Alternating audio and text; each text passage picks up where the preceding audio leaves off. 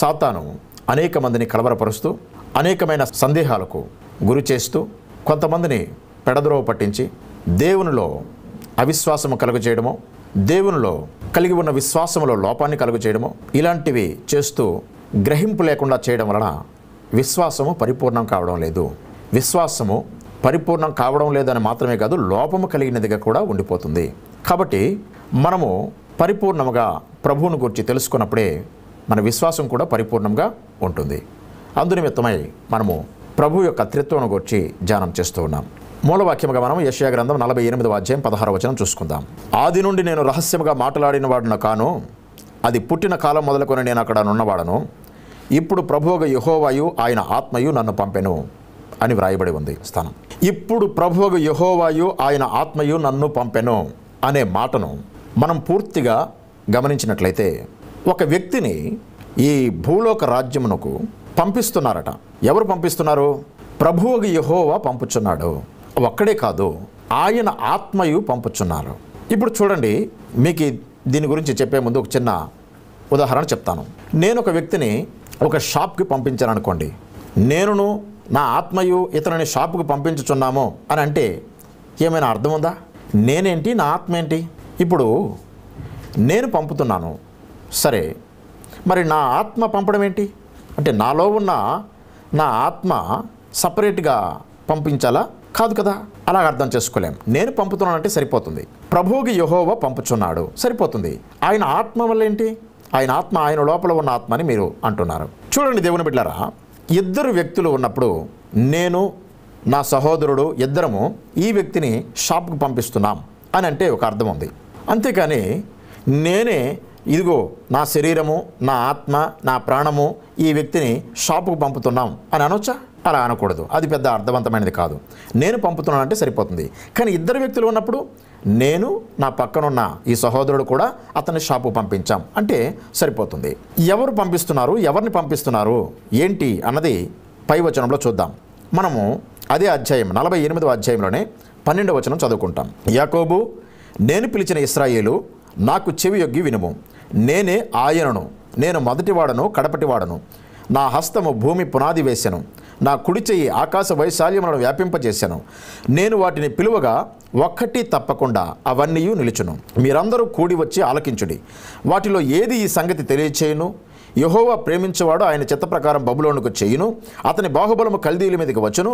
నేనే ఆజ్ఞ ఇచ్చిన వాడును. నేనే అతనిని పిలిచితిని, నేనే అతనిని రప్పించితిని. అతని మార్గము తేజరిలను. నా యొద్దకు రండి, ఈ మాట ఆలకించుడి. ఆది నుండి నేను రహస్యముగా మాట్లాడిన వాడును కాను, అది పుట్టిన కాలం మొదలుకొని నేను అక్కడ ఉన్నవాడును. ఇప్పుడు ప్రభువుగా యెహోవాయు ఆయన ఆత్మయు నన్ను పంపెను. ఎవరు మాట్లాడుతున్నారో ఆ వ్యక్తిని వాళ్ళు పంపించారట. మాట్లాడుతున్న వ్యక్తి ఎవరు? ఏమని మాట్లాడుతున్నాడు? యాకోబు, నేను పిలిచిన ఇశ్రాయేలు, నాకు చెవియొగ్గి వినుము. ఎవరికి చెవియొగ్గి వినాలండి? ఈ మాట్లాడుతున్న వ్యక్తికి. ఈ మాట్లాడుతున్న వ్యక్తికి చెవియొగ్గాలి. ఎవరు చెవియొగ్గాలి? యాకోబు. ఆ యాకోబు ఎవరు? ఇశ్రాయేలుగా మార్చబడ్డాడు. ఆ మార్చబడిన ఇశ్రాయేలు ఇతనికి చెవియొగ్గాలి. ఇంతకు ఇతనెవరు? చెబుతున్నాడు, నేనే ఆయనను. బాగా మీరు గమనించాలి. నేనే ఆయనను, నేను మొదటివాడను కడపటివాడను. మొదటివాడట, కడపటివాడట. ఈయనే ఆయనట. సరే, ఇంకా చూద్దాం. నా హస్తము భూమి పునాది వేసెను. బాగా గమనించండి. నా హస్తము భూమి పునాది వేసెను, నా కుడి చేయి ఆకాశ వైశాల్యములను వ్యాపింపజేశాను. నేను వాటిని పిలువగా ఒక్కటి తప్పకుండా అవన్నీ నిలుచును. వచ్చి ఎదురుగా నిలబడతాయట ఆకాశము భూమి. ఎవరి ఎదుట ఆకాశము భూమి నిలబడతాయో, ఎవరి కుడి చేయి ఆకాశ వైశాల్యములను విశాలపరిచిందో, వ్యాపింపజేసిందో, ఎవరి కుడి చేయి భూమికి పునాది వేసిందో, ఎవరు యాకోబుని పేరు పెట్టి పిలిచారో, ఎవరు యాకోబుని ఇశ్రాయేలుగా మార్చారో ఆ వ్యక్తి చెబుతున్నాడు, నన్ను ప్రభువుగా యెహోవాయు ఆయన ఆత్మయు ఇప్పుడు పంపుచున్నారు. ప్రియమైన దేవుని బిడ్డ, ఇక అర్థమవుతుందా? చాలామంది వాక్యమును గ్రహించకపోయినా సరే బోధకులుగా ఉన్న కారణం చేత సాతాను చేతిలో వాడబడుతూ ఉంటారు. సాతాను చేతిలో వాడబడితే అది కీడే కానీ మేలు కాదు. ఏ వ్యక్తి అయినా సాతాను చేతిలో వాడబడకూడదు. సాతాను చేత ప్రేరేపించబడిన అభిషిక్తుడైన దావీదు సైతము కీడే చేశాడు కానీ ఇశ్రాయేలుకు మేలు చేయలేకపోయాడు. ఒక్కసారి ప్రేరేపించబడి ఉండవచ్చు, కానీ ఆ ఒక్కసారి కూడా కీడే జరిగింది. అనేక మంది చనిపోయారు. సుమారు 75,000 మంది చనిపోయారు తెగులు చేత, ప్రభు చేత మొత్తబడి. ఎందుకు అలా జరిగింది? ఆ దావీదు గొప్ప అభిషిక్తుడైన రాజుగాను గొప్ప ప్రవక్తగాను ఉండి మల్టీ మినిస్ట్రీ చేశాడు అతను. అంటే ప్రవచించే పరిచర్య, సంగీత పరిచర్య, ఆరాధించే పరిచర్య, పాటలు వ్రాసే పరిచర్య, పరిపాలించే పరిచర్య, అనేక రకములైన పరిచర్య చేశాడు అతను. అతను గొప్ప ప్రార్థనాపరుడు కదా. అయితే అంత గొప్ప సేవకుడు ఏమయ్యాడండి? సాతాను చేత ఒకసారి ప్రేరేపించబడ్డాడు. కాబట్టి సాతాను చేత వాడబడిన ఒక్క క్షణమైనా సరే కీడే చేస్తారు కానీ మేలు చేయలేరు. అయితే సాతాను చేత ఎవరైనా వాడబడి ప్రసంగం చేస్తే వారు తప్పుదారి పట్టించేస్తారు, శ్రోతలని పెడద్రోవ పట్టిస్తారు. అటు విశ్వాసంలో లోపములు కలుగుతాయి. ప్రభువునే నమ్ముకుంటారు కానీ ప్రభువును నమ్మిన విశ్వాసంలో పరిపూర్ణత అయితే ఉండదు. ప్రియమైన దేవుని బిడ్డ ఇక్కడ చెబుతున్నాడు, నేను యాకోబు నిన్ను పిలిచాను కదా, భూమిని సృష్టించాను, ఆకాశాన్ని సృష్టించాను, ఆది నుండి నేను ఉన్నవాడను, నేను మొదటివాడును కడపటివాడునైన నన్ను, భూమిని ఆకాశమును సృష్టించిన నన్ను ప్రభువగు యెహోవాయు ఆయన ఆత్మయు ఇప్పుడు మీ యొద్దకు పంపుచున్నారు. ఎవరు పంపిస్తున్నారండి? యోహాను సువార్త చూడండి, ఆయన ఎవరు?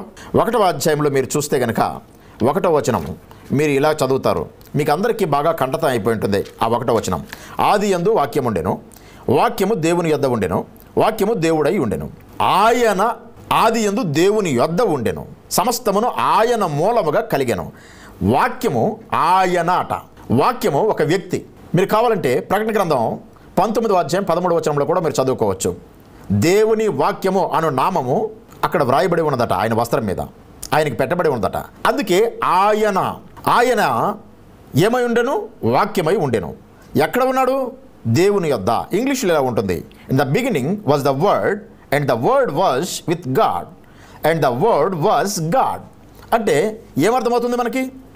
ఆయన దేవునితో ఉండెను, వర్డ్ వాజ్ విత్ గాడ్. ఆయన వాక్యమై ఉన్నాడు. వాక్యమై ఉన్నాడంటే మీరేమంటున్నారు? ఆయన ఒక వ్యక్తి అని తెలుసుకోవాలి. ఆయన వాక్యము అనే ఆయన అంటే ఆయన ఒక వ్యక్తి కదా. ఆ వ్యక్తి దేవునితో ఉన్నాడంట. అప్పుడు దేవునితో ఉండిన ఆ వ్యక్తి దేవుడై ఉన్నాడంట. అంటే దేవునితో పక్కనే ఒక వ్యక్తి ఉన్నాడు, ఆ వ్యక్తి పేరు వాక్యము, ఆ వ్యక్తి దేవుడై ఉన్నాడు. అంటే God was beside God, God was sitting beside God. అంటే దేవుని ప్రక్కన దేవుడు కూర్చొని ఉన్నాడు.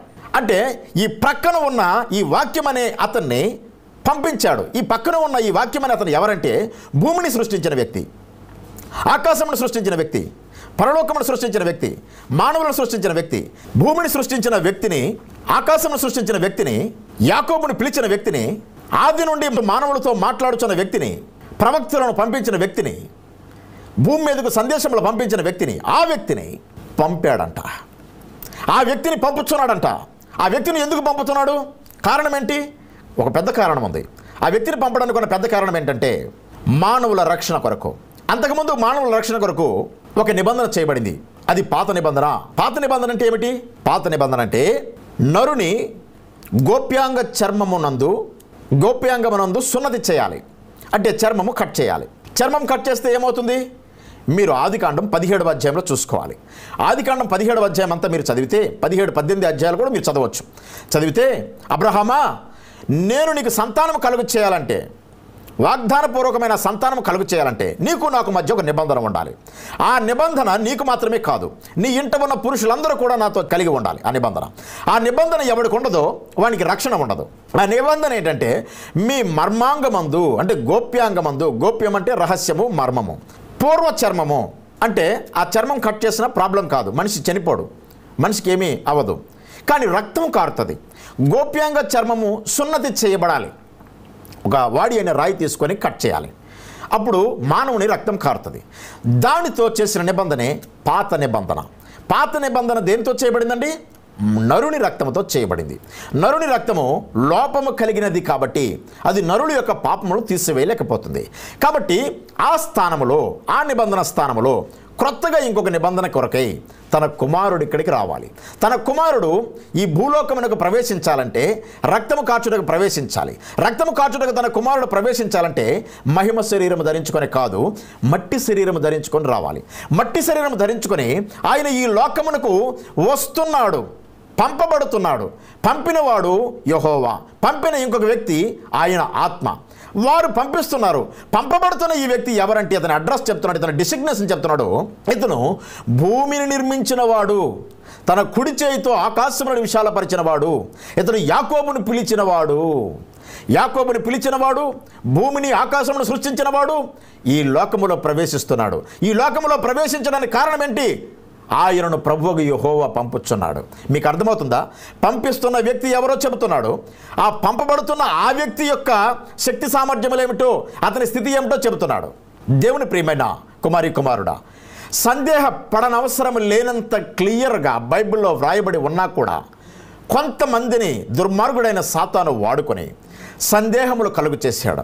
అయ్యో, ఆకాశమును భూమిని సృష్టించిన వ్యక్తి, అయ్యో భూమికి పునాదులు వేసిన వ్యక్తి అని ఇక్కడ వ్రాయబడి ఉందే. యాకోబు ఆలకించు, ఇప్పుడు నన్ను పంపిస్తున్నారు అని ఆయన చెబుతున్నాడే. కాబట్టి ఆయన పంపుతున్నాడంటే ఇది త్రిత్వం అని అర్థం చేసుకోవాలి. ఈ మాత్రం బేసిక్ అండర్స్టాండింగ్ లేకుండా, ప్రాథమిక గ్రహింపు శక్తి లేకుండా అనేక మంది ఉపదేశమునకు వచ్చారు. వారి వలనే, వారి ఏ దేశం కావచ్చు, ఏ భాష కావచ్చు, వారి వలన సాతాను పని జరిగిందే కానీ దేవుని పని జరగలేదు. దేవుని పని విశ్వాసముతోనే ఉన్నది. విశ్వాసం అనేది చాలా గొప్పది. విశ్వాసం అనేది ప్రధానమైనది. రక్షణ కావాలన్న విశ్వాసమే ఆధారం, లేదంటే కృపావరములు కావాలన్న విశ్వాసమే ఆధారం, ఆత్మఫలములు ఫలించాలన్న విశ్వాసమే ఆధారం, విమోచన కలగాలన్న, విడుదల కలగాలన్న విశ్వాసమే ఆధారం, దేవునికి ఇష్టంగా ఉండాలన్న, ఇష్టలు కావాలన్న విశ్వాసమే ఆధారం. ఏదైనా సరే మొట్టమొదట మానవుడికి కలగవలసినది విశ్వాసం. ఎందుకంటే మొట్టమొదట జరిగిన పొరపాటు అదే. మానవుడు విశ్వాసమును తృణీకరించి అవిశ్వాసమును ధరించుకున్నాడు. అదే ఏదైనా తోటలో జరిగింది. కాబట్టి దాన్ని తిరిగి రెస్టోరేషన్ చేయాలి, తిరిగి మరలా స్థిరపరచాలి, పునఃస్థితి స్థాపన చేయాలి. కాబట్టి దేవునికి కావాల్సింది ఏంటంటే మంచి విశ్వాసము. మంచి విశ్వాసము కావాలంటే కనుక మంచి ఉపదేశం కావాలి. వాక్యము మంచిగా చెబితే ఆ వాక్యము మంచి విశ్వాసాన్ని కలుగు చేస్తుంది. ఆ వాక్యము లోపం కలిగినదిగా, దేవుడిలో ఏదో తప్పు ఉన్నట్టుగా, కన్ఫ్యూజన్ ఉన్నట్టుగా, పొరపాటు ఉన్నట్టుగా ఆ వాక్యం ఉండకూడదు. ప్రియమైన దేవుని బిడ్డలారా, మనం ఇక్కడ ఇంకా ముందుకు పోతే కనుక మత్తయి సువార్త 28వ అధ్యాయం 19వ వచనం కూడా మనం చూస్తాం. అక్కడ ఏమైనా ఉంది, మీరు చదవండి బైబిల్ తెరిచి. చదువుతున్నప్పుడు ఇలా గ్రహిస్తారు. మీరు సర్వలోకానికి నా సువార్తను ప్రకటించండి, ప్రకటించి వారిని నా శిష్యులుగా చేయండి. ఎలా శిష్యులుగా చేస్తారంటే తండ్రి యొక్కయు కుమారుని యొక్కయు పరిశుద్ధాత్మ యొక్కయు నామములోనికి వారికి బాప్తిస్మం ఇవ్వండి అన్నాడు. చెబుతున్న వ్యక్తి ఎవరు? ఒక అపోస్తలుడు కాడు. చెబుతున్న వ్యక్తి ఒక ప్రవక్త కాడు. చెబుతున్న వ్యక్తి పునరుద్ధానము చెందిన యేసుక్రీస్తు ప్రభు.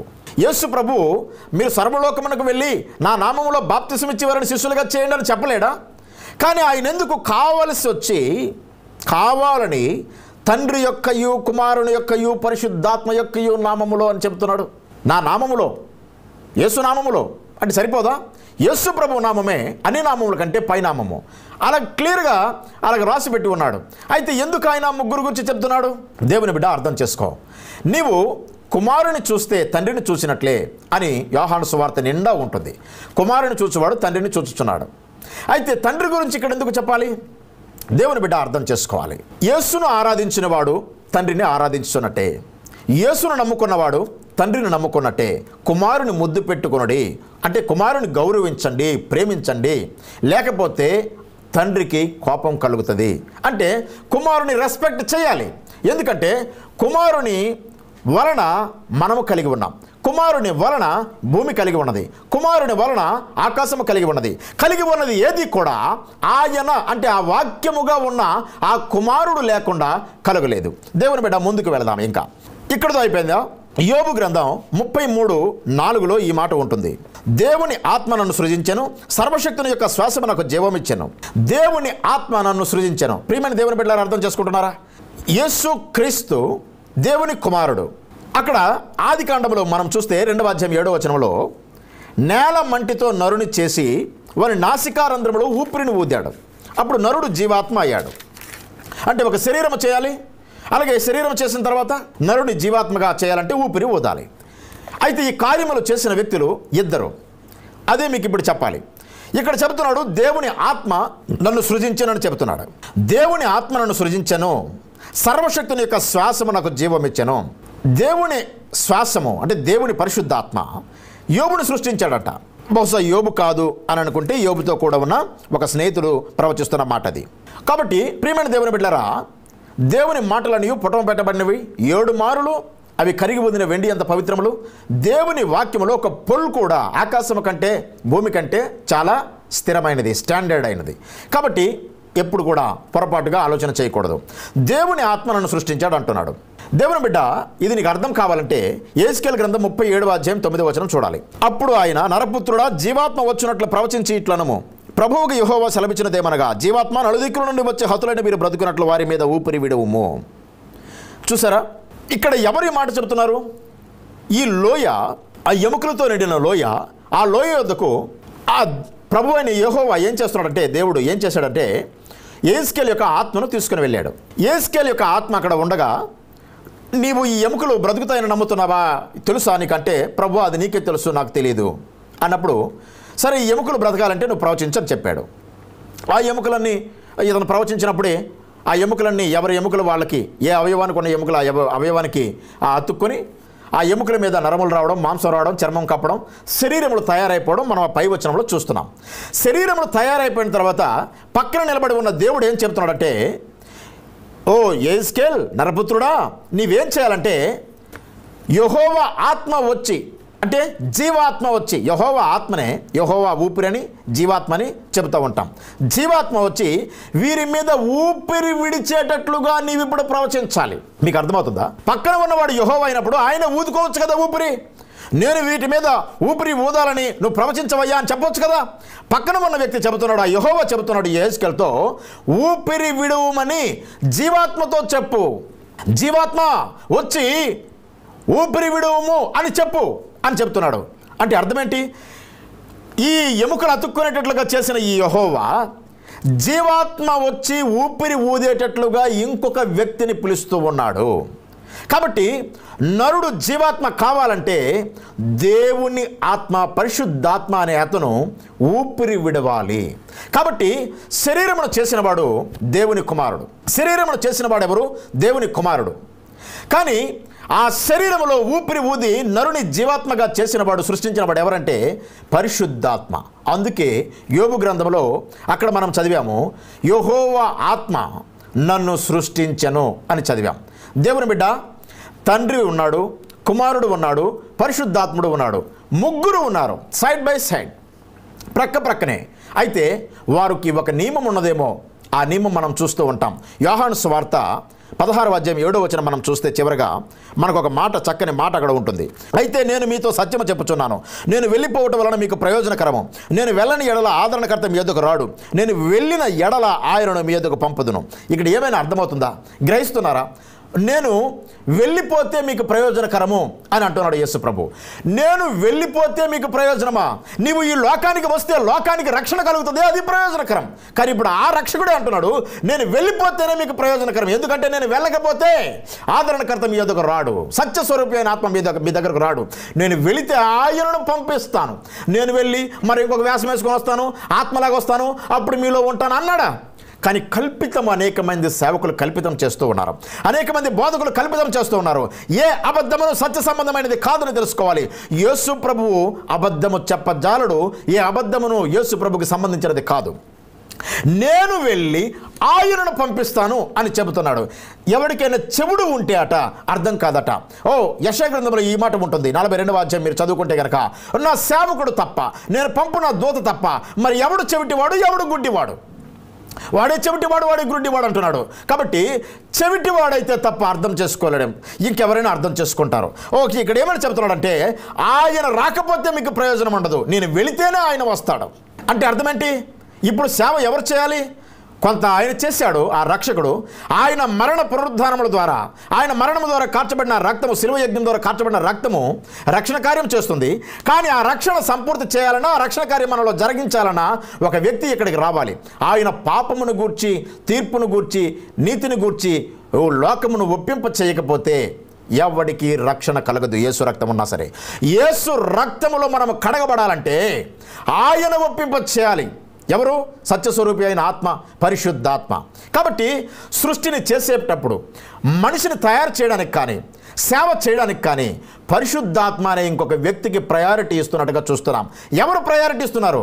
నీవా? మీ నాన్నగారా? నేనా? మా తాతగారా? కాదే, యేసు ప్రభువే ఆకాశమును భూమిని సృష్టించానని చెబుతున్నా యేసు ప్రభువే ఆ వ్యక్తికి ప్రయారిటీ ఇస్తున్నాడు. కాబట్టి ఇప్పుడు ఎంతమందిని తెలుసుకుంటున్నాం? అందుకే చెప్పాడు, ఈ పరిశుద్ధాత్మ, ప్రభువు యెహోవా, వీళ్ళు ఇద్దరు భూమి ఆకాశంలో సృష్టికర్తనైన నన్ను మీ దగ్గరకు పంపించారు అని చెబుతున్నాడు. ఎంత సులువుగా అర్థం చేసుకోవడానికి దేవుని వాక్యం ఉన్నప్పటికీ కూడా పరిశుద్ధాత్మ సహాయం, అభిషేకం లేకుండా, నడిపింపు లేకుండా ప్రసంగం చేసిన సేవకుల ద్వారా మీరు కన్ఫ్యూజన్లో ఉంటే ఇప్పుడు మీరు ఆ సందేహం నుంచి విడుదల పొందారని, సత్యము మిమ్మల్ని స్వతంత్రులుగా చేసి ఉన్నదని నేను నమ్ముతున్నాను. మనందరము క్షమాభివృద్ధి పొంది ఇంకా అనేకుల కొరకు క్షమాభివృద్ధికరంగా ఈ సందేశం ఉండేటట్లుగా ప్రార్థన చేసుకుందాం.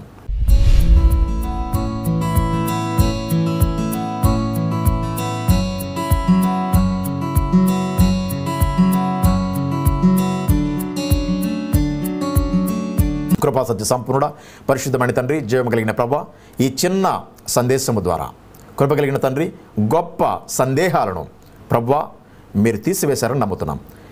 తండ్రి, కుమార, పరిశుద్ధాత్మగా నీవు ఉన్నావని మేము నమ్ముతున్నాం. కృప కలిగిన తండ్రి, మరి ఇప్పుడు ఈ కాలంలో ఆదరణకర్త పాపమును గుర్చి, జరగబో తీర్పును గుర్చి, మాకు కలగబో నీతిని గుర్చి ఒప్పింప చేయకపోతే నీ రక్తమును బట్టి మాకు ప్రయోజనం కలగదని మేము తెలుసుకుంటున్నాం.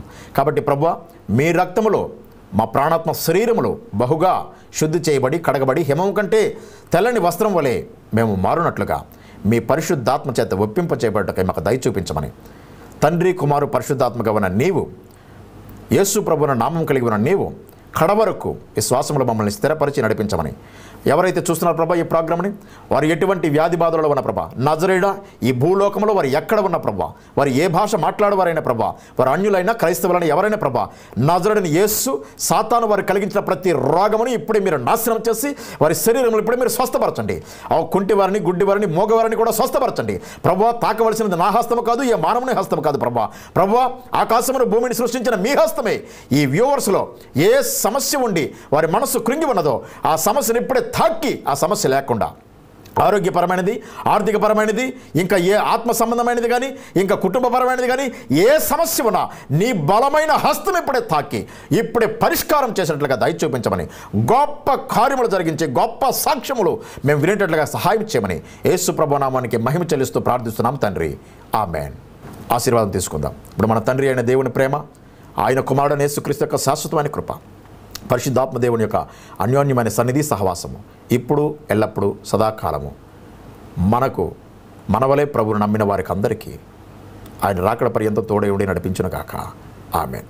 ప్రియమైన దేవుని బిడ్డలారా, ఈ ప్రోగ్రాం వీక్షించిన మీకు ఆత్మలో ప్రేరేపణ కలిగితే, ప్రార్థన కొరకు ఒకవేళ మీరు అక్కర కలిగి ఉంటే, ప్రార్థన చేయించుకోదలిస్తే మా నంబర్స్ ఇస్తున్నాం, టీవీలో స్క్రోల్ అవుతున్నాయి. మీరు దయచేసి ఆ నంబర్స్కి మీరు ఫోన్ చేయొచ్చు. ప్రియమైన దేవుని బిడ్డలారా, మీరు ఇంకా ఏవైనా సందేహాలు కలిగి ఉంటే, మీ ఆత్మీయ క్షేమాభివృద్ధి నిమిత్తం మాత్రమే, విశ్వాసములో మీరు ఎదుగు నిమిత్తం మాత్రమే, వాగ్వాదములు పెట్టుకొని దురాత్మకు అవకాశం ఇవ్వడానికి కాకుండా, మీరు ఒకవేళ జెన్యూన్గా, నిజాయితీగా సందేహం నివృత్తి చేసుకొని ప్రభువులో బలపడాలనుకుంటే కనుక నా నంబర్కి కాంటాక్ట్ చేయొచ్చు.